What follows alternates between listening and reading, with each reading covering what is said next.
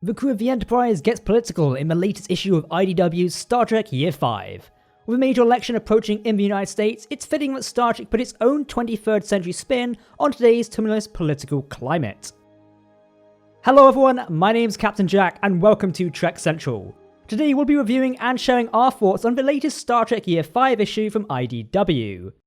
This is issue 15, it's released as of this Wednesday just gone, and you can pick it up from IDW's own website, or you can pick it up from all good comic book stores. Remember, in these times of uncertainty, supporting your local comic book store is highly appreciated, as everyone is certainly feeling the pain right now of the virus going around the world. So if you can support those small stores by purchasing a comic or getting your IDW comic picked up there, it's definitely going to go a long way into helping them out. But if you don't have a local one, then we've included a link down below to where you can find this comic around you or via the IDW site. Okay, so we've been reviewing this issue for quite a couple of months now. It's going to contain spoilers in this review as we break it down and chat about it, so just a bit of a warning there. If you don't want spoilers, turn away now. Of course, if you're new here to the Trek Central YouTube channel and you like us talking about Star Trek, particularly the news, lore, theories, and obviously comic books, then make sure to hit that subscribe button to never miss a video from myself and the team here at Trek Central. You can also follow us on social media to keep up to date with the latest Star Trek developments. Okay, with that out of the way, let's get into this. When we last left off, Captain James T.Kirk and the rest of the USS Enterprise crew had just returned home after the legendary 5-year mission to find that things were not as they last left them. A new political group called the Originalists were bent on gaining control of the Federation for the upcoming presidential election. The Originalist platform was one of isolationism. The Federation should only concern itself with its 4 founding worlds and cease all missions of exploration and discovery. How will Captain Kirk thwart this threat to the very fabric of what the Federation stands for? Let's check it out.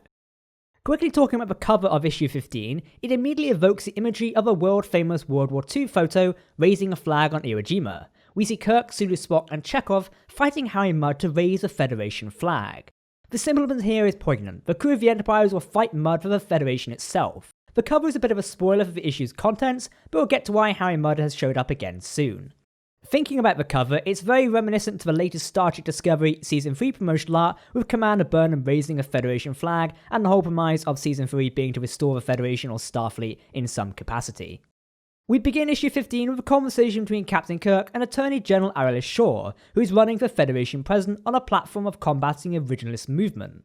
Shaw asks Kirk to investigate the origin of the Originalist movement on Andoria, one of the 4 founding members of the Federation, alongside Earth, Vulcan, and Tellar Prime. Kirk expresses concerns over spying on the enemy, but Shaw explains that this isn't a spy mission, it's a threat assessment.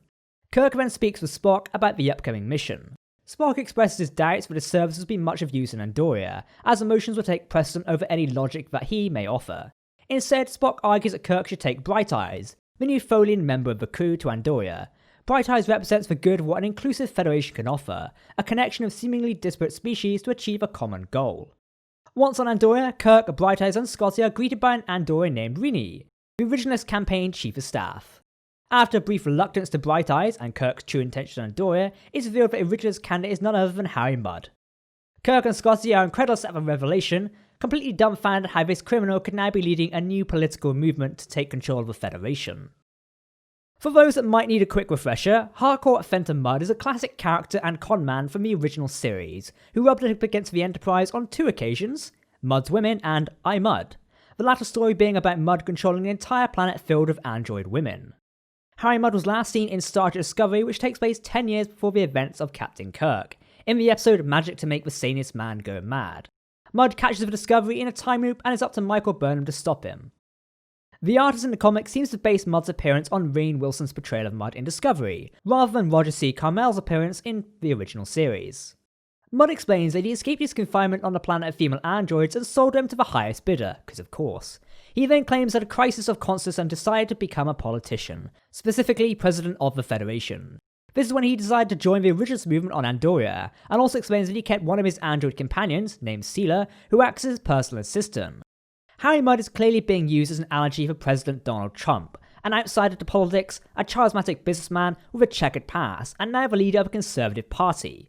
Star Trek has always been very on the nose when it comes to real-world allergy, and this latest example is no different, though it's kinda coincidental given current world circumstances. Back in their quarters, Kirk laments to Scotty and Bright Eyes how this could have happened. Scotty wonders if Mudd is just a puppet of the Andorians, or if he's being set up to fail, but Kirk knows Mudd is too smart for that. When Bright Eyes, the Folian, questions what's going on, Kirk explains that some people in the Federation value a criminal like Mudd over an outsider like Bright Eyes. This is a dark vision for the Federation, one where not everyone is idealistic and optimistic about the galaxy at large, but instead fearful of the unknown. Kirk then orders Scotty to investigate Mudd's android assistant. Scotty tries to sneak up on her but is smacked across the room, completely botching the attempt.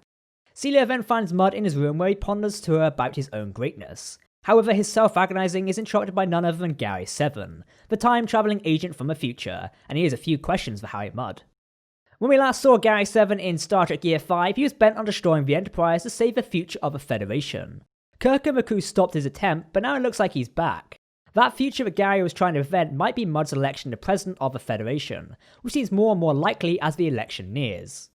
Overall, this was an exciting issue that delved into a rarely seen aspect of Star Trek, politics. With only 3 issues of Year 5 left, the stage is set for an exciting conclusion to the series between Gary 7, Harry Mudd, and of course, the crew of the Enterprise. Stay tuned to Trek Central to hear more of our thoughts on Star Trek Year 5. As mentioned, there are 3 more issues of this comic book series to go. Off the top of my head, I don't really have the review dates to hand, however I'll put them on screen now if we've got them, and we'll let you know when the latest issues are out. Of course, you can subscribe to us here on YouTube to keep up to date with the latest Star Trek news and comic book developments. Star Trek Year 5 is certainly choosing to be a fantastic little comic book series, and I can't wait to see the conclusion. Special thanks to Jake from the team for writing this one, and we'll be back with you very soon. For now, I've been Captain Jack here on Trek Central. Thanks for watching, and remember my friends, live long and prosper.